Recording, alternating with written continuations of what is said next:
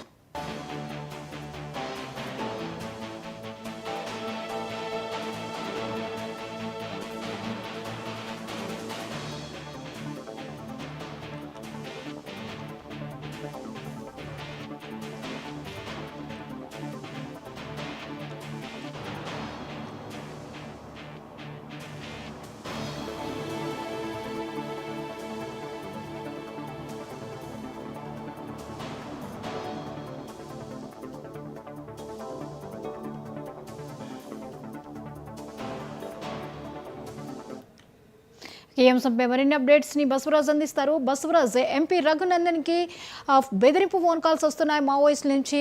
Operation Kagar ఆపకపోతే చంపేస్తామంటూ వివరాలేంటి?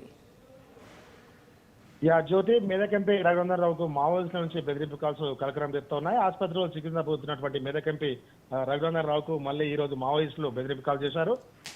ఈ నెల అంటే జూన్ 23వ తారీఖు మొదటి నుంచి మొదటి బెదిరింపు ఫోన్ కాల్ రావడంతో తెలంగాణ రాష్ట్ర డీజీపీతో పాటు సంగారెడ్డి మెదక్ ఎస్పీలకు కూడా ఎంపీ రఘునందన్ రావు ఫిర్యాదు చేయడం జరిగింది. ఆ కాల్స్ పై విచారణ జరిపి ఆర్మర్ సిబ్బందితో ఎస్కాట్ వాహనానికి కూడా రక్షణ కల్పించారు. ఎంపీ రఘునందన్ రావుకి 2 రోజుల క్రితం హైదరాబాద్ లోని యశోద ఆసుపత్రిలో కాలికి శస్త్రచికిత్స చేయించుకుని విశ్రాంతి తీసుకుంటున్న ఎంపీ రఘునందన్ రావుకి మళ్ళీ ఈ రోజు సుమారు 12 గంటల సమయ ప్రాంతంలో 2 నెంబర్ల నుంచి బెదిరింపు కాల్స్ వచ్చాయి.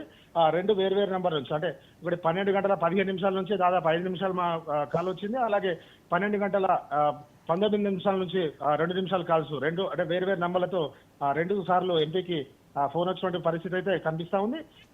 ఆంధ్రప్రదేశ్ మావోయిస్టు కమిటీ ఆదేశాల మేరకు మిమ్మల్ని చంపడానికి 5 బృందాలుగా రంగంలోకి దిగామని, మా ఫోన్స్ ట్రాప్ చేసే ప్రయత్నాలు చేస్తున్నారని, తమకు సమాచారం దొరకదని, తాము ఇంటర్నెట్ కాల్స్ వాడుతున్నామని, ఎట్టి పరిస్థితుల్లో వదిలిపెట్టబోమని చెప్పి కూడా బెదిరిస్తున్నటువంటి పరిస్థితి అయితే తెలుస్తా ఉంది. రఘునందన్ రావు ప్రస్తుతం యశోద ఆసుపత్రిలో చికిత్స అయితే పొందుతున్నటువంటి పరిస్థితి అయితే తెలుస్తా ఉంది. జ్యోతి, అయితే బసవరాజ్, మరి పోలీసులు తదుపరి చర్యలు ఎలా ఉండబోతున్నాయి ఈ విషయంలో?